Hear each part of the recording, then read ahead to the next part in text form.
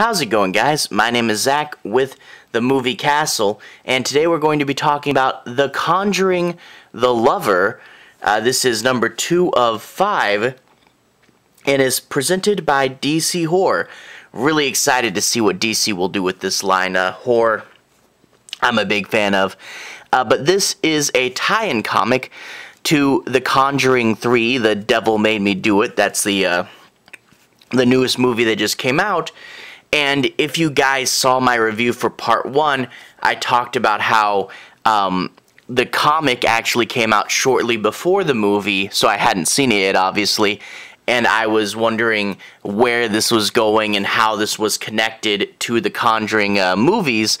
Well, now that the movie's out, we have a much better idea as to where this is going and how it connects. You see, this is a prequel to the new movie, and this is someone who was a part of the ritual before the events of the movie got going. I'm not going to spoil it for those of you guys who haven't seen the movie, but basically now that the movie's out, I have a much better idea as to where this is going. Let's go ahead and take a look at this cover. The Conjuring, the Lover.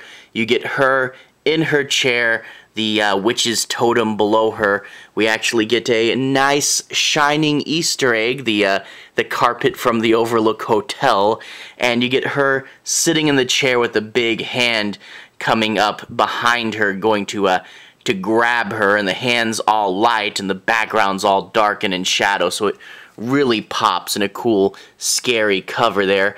Let's open up the book and go to the credits page. This isn't the first thing you see. You get a cold open, but I, like to start on the credits. Credit where credit is due, and the big letters, much like the Conjuring movies, will have the title big. Cool double-page spread there, and it is still written by David L. Johnson-McGoldrick and Rex Ogle, with art by Garry Brown. In the anthology segment, the Tales from the Warren's Artifact Room, this time we have The Bloody Bride, which is written by Che Grayson with art by Juan Ferreyra. You also get more credits on the other side talking about the cover and the fake ads, which I didn't really talk about too much last time, but basically after the story's over, you get a fake ad in the style of the old-timey comics ads. Here we have the occultist playset with your own altar and chalice and dagger there, reminiscent of the movie. And you also get a spell book, really reminiscent of how the Necronomicon is portrayed in the Evil Dead movie. So that's a fun thing there. And of course you get the disclaimer from the editor, because we have to have that nowadays. People wonder where their chalice is. They ordered it, right? And then the one at the end of the last story has much more products to take a look at. The weird pre-chewed gum, the extreme joy buzzer, and the human skeleton. But an interesting thing here is the series of numbers, which, if you have the first issue, there was an ad for a decoder ring. So let me flip to that really quick. The ad for the decoder ring, and you get a picture of the ring there with the message, which translates to the lover, the child, and the man of God, which is a thing from the movie. And you have to take out issue 1 in order to make sense of this series of numbers, which I believe just says listen. So apparently we're going to have to keep taking out issue 1 to see the hidden messages, and I'm wondering where all that's gonna go. But anyway, let's talk about the actual stories now. No major spoilers, but I do want to say my piece on a few plot points and make sure you guys have a basic understanding as to what the movie's about. We open up at Danvers University, and it says now for some reason, but the movie's set in the 70s, I believe, so not sure why it says now. I guess now is relative.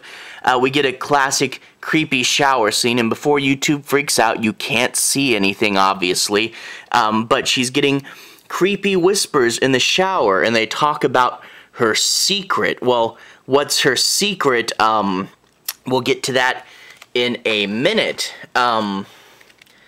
After the shower scene and the credits, she talks to her best friend back at home, who she really misses.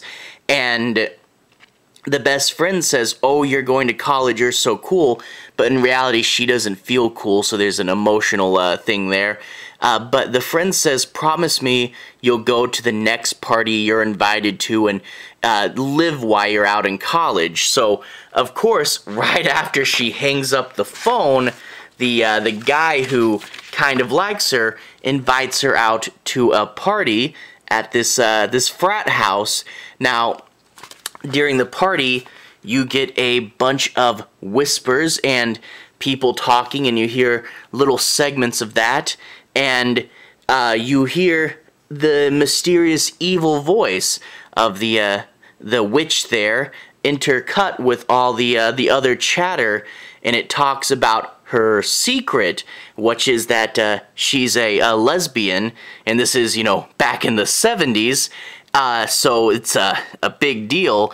Now, this really does set up a lot of the narrative. We see why she really wants to go home might be that she has a crush on her friend or something, and why the guy is hanging around, but she's not really accepting his advances, so it kind of puts a lot of pieces together knowing this, but of course the guy doesn't know it, tries to make a move, and that sends her running out of the party. So she's out into the world with the ghost still coming after her. And that's where I'll leave the main story, so we don't get into any real significant spoilers. But after that, we get the anthology story. This girl is going to get married, and she looks for a dress in a discount dress shop, and the one she finds has Quinn Lane written on it.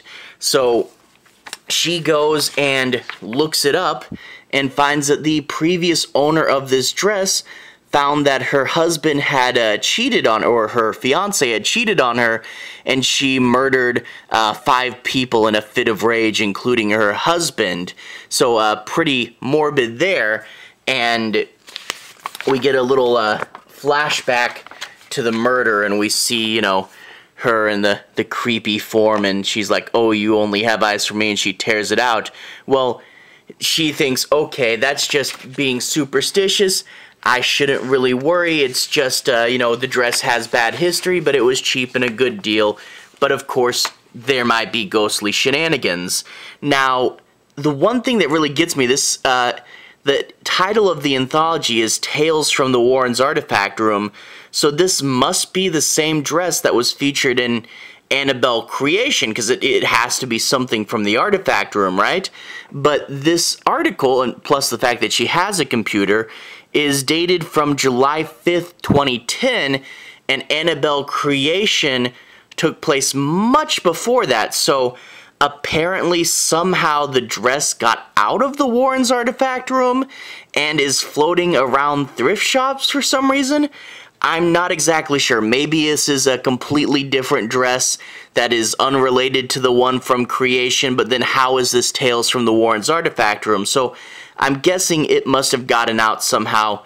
We just don't know that story, but the creepy, evil dress, So an interesting story, although how is this happening in 2010? Why is this not just taking place earlier in time? I don't really know. Anyway, this issue overall, it really is, an issue 2. Issue 1, lots of cool atmosphere shots, just kind of set things up. Issue 2, there's a whole bunch more explaining how things are, going on, and, a lot more reveals. The Warrens' Artifact Room isn't as good as the first one, but then again, the first one was written by freaking Scott Snyder there, so of course it's not. It's also the wedding dress story just doesn't connect super well. I don't know, maybe we can just assume that somehow the wedding dress gets out if they have a side movie like they did for Annabelle and the Nun. If people go and watch the wedding dress movie, maybe we'll see it then, I don't know. The Bloody Bride. But anyway, issue 2 still going strong. There's a lot less of the big spooky scenes. You know, I talked about in the first one, there's all these big panels with not much going on because you're supposed to take in the atmosphere. There's less of that and a lot more story, so you can see things moving along, and we only have 3 more issues, so this is going pretty fast there. But overall, I still did like it, and I am curious where exactly this is going. I mean, I obviously know exactly the end point, but what's happening between now and the very end, how do we get there, what all's going to happen, I'm curious enough. So overall, I really did like this. It's a cool prequel. It's a way to fill in something that the movie didn't cover, so I really did like that, and I'll keep buying it, I'll keep covering them, because I'm a horror geek. So anyway, to everyone who's watched so far, thank you for watching. To everyone who's liked and subscribed, thank you. You're really helping the channel out. I'll put a relevant playlist on the bottom. If you guys want to see more, you can click there and see more. And that playlist should also have my review for issue 1, if you want to see that. Anyway, have a good day. I'll see you guys again very, very soon. Relevant playlist on the bottom. Have a good day now.